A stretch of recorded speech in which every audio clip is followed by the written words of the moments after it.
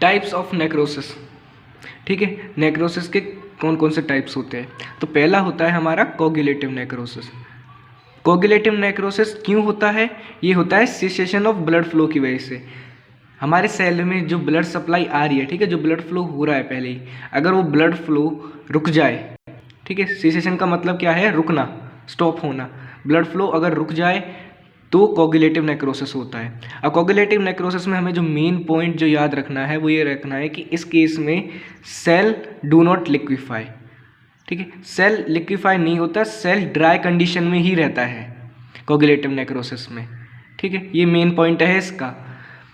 अब coagulative necrosis होता किस किस ऑर्गन्स में है? ठीक है, तो organ affected, heart, kidney, spleen, इन तीनों में होता है कोगुलेटिव नेक्रोसिस। अपीयरेंस की दिखेगा कैसे कोगुलेटिव नेक्रोसिस?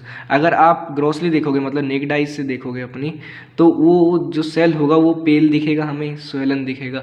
लेकिन अगर आप माइक्रोस्कोपिकली देखोगे तो सेल तो स्वेलन दिखेगा, साथ में जो न्यूक्लियस भी होगा उसका, न्यूक्लियस भी उसका डिग्रेडेड दिखेगा, क्योंकि न्यूक्लियस का भी उसमें कैरियर हेक्सेस और कैरियर लाइसिस के अंदर जाके जो न्यूक्लियस होगा वो डिसॉल्व हो जाएगा। ठीक है, तो ये रहा कोगुलेटिव नेक्रोसिस। इसके बाद सेकंड है हमारा कॉलिक्वेटिव नेक्रोसिस, या कॉलिक्वेटिव को हम एक दूसरे नाम से भी जानते हैं जो है लिक्विफेक्शन। ठीक, अब जैसा नाम से पता चल रहा है लिक्विफेक्शन, तो इस केस में क्या होगा? इस केस में जो सेल होगा, सेल डेड होने के बाद लिक्विफाई कर जाएगा। ठीक, कॉलिक्वेटिव जो ऊपर हम बात कर रहे थे कोगुलेटिव में, तो कोगुलेटिव में जो सेल था वो ड्राई स्टेट में रहेगा, सेल डू नॉट लिक्विफाई। लेकिन कॉलिक्वेटिव में सेल विल लिक्विफाई। ठीक है, अब लिक्विफाई क्यों होगा सेल? ये होगा हाइड्रोलाइटिक एंजाइम्स की वजह से। जो हाइड्रोलाइटिक एंजाइम्स प्रेजेंट होते हैं सेल के अंदर, ये एक्यूमुलेट करवाएंगे सेमी फ्लूइड मटेरियल को, जिसकी वजह से सेल विल लिक्विफाई। ठीक है, अब एग्जांपल देख लेते हैं कॉलिक्वेटिव नेक्रोसिस कहाँ कहाँ होता है। तो कॉलिक्वेटिव नेक्रोसिस हमारा एब्सेस कैविटी में होता है, इन गम्स में। ठीक है, ओरल कैविटी, हमारे जो ओरल कैविटी होती है, हमारा जो माउथ होता है, उसमें क्या होते हैं? गम्स होते हैं। ठीक है, गम्स के अंदर एक एब्सेस कैविटी फॉर्म कर जाती है, जो एब्सेस कैविटी फिर पस का सीक्रिएशन करती है। वो एग्जाम्पल है किसका? कॉलिक्वेटिव नेक्रोसिस का ही। ठीक, अब अपीयरेंस कैसी होगी? अपीयरेंस अगर ग्रॉसली देखोगे आप, तो जिस जगह पे कॉलिक्वेटिव नेक्रोसिस होगा वो एरिया सॉफ्ट दिखेगा। ठीक, और जो सेंटर होगा कॉलिक्वेटिव नेक्रोसिस का, जहाँ से मतलब कॉलिक्वेटिव नेक्रोसिस स्टार्ट हुआ है, वो लिक्विफाइड सेंटर होगा। ठीक, माइक्रोस्कोपिकली देखोगे तो एब्सेस कैविटी के अंदर हमें फिब्रोब्लास्ट दिखेंगे। फिब्रोब्लास्ट एक सेल के टाइप्स होते हैं, ठीक है, जो एब्सेस कैविटी में फॉर्म्ड होते हैं कॉलिक्वेटिव नेक्रोसिस में। ठीक, और अगर आप इन केस ऑफ ब्रेन देखोगे, जो ब्रेन में हो रहा है कॉलिक्वेटिव नेक्रोसिस, तो वहाँ पे ग्लाइल सेल्स की प्रेजेंस मिलेगी।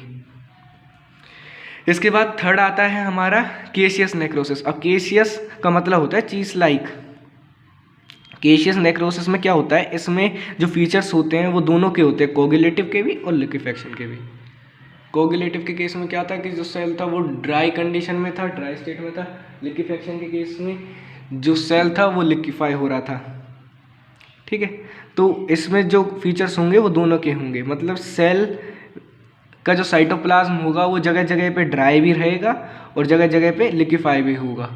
ठीक है, तो इसमें एक चीज़ लाइक अपीयरेंस आती है, जैसे चीज़ में नहीं होती होल्स प्रेजेंट होते हैं, ठीक है, चीज़ में, तो उसी तरीके से इसमें भी उसी तरह की एक अपीयरेंस आती है कि जगह जगह कहीं पे ड्राई भी है, कहीं पे सेल का साइटोप्लाज्म ड्राई भी हो रहा है और कहीं पे वो लिक्विफाई भी हो रहा है। ठीक है, तो ये उसके जो फीचर्स होते हैं उनको कंबाइन करता है। अपीयरेंस कैसी होगी? जो फोकाई होगा, मतलब फोकाई का मतलब क्या है कि जहाँ से स्टार्ट हो रहा है नेक्रोसिस, तो फोकाई होगा वो रिसेंबल करेगा ड्राई चीज़ को, ड्राई चीज़ की तरह दिखेगा। ठीक, इसके बाद फोर्थ है हमारा फैट नेक्रोसिस। अब फैट नेक्रोसिस हमारा कहाँ होता है? ये सेल डेथ होती है हमारी फैट रिच लोकेशंस में। अब फैट रिच लोकेशंस कौन कौन सी हो सकती हैं? ये हो सकती है हमारी ब्रेस्ट्स हो सकती हैं, ठीक है, या फिर पैनक्रियास हो सकता है। ठीक, अब अपीयरेंस कैसी आएगी फैट नेक्रोसिस के केस में? जो सेल होगा उसके अंदर येलो वाइट डिपॉजिट हो जाएंगे, किसके? कैल्शियम सॉल्ट्स के। ठीक है, कैल्शियम सॉल्ट्स डिपॉजिट हो जाएंगे सेल के अंदर। ठीक है, सेल की जो अपीयरेंस होगी वो क्लाउडी अपीयरेंस होगी और सेल में इन्फ्लामेशन हो जाएगी। ठीक है, फैट नेक्रोसिस के केस में। इसके बाद हमारा फिफ्थ है फिब्रिनॉइड नेक्रोसिस।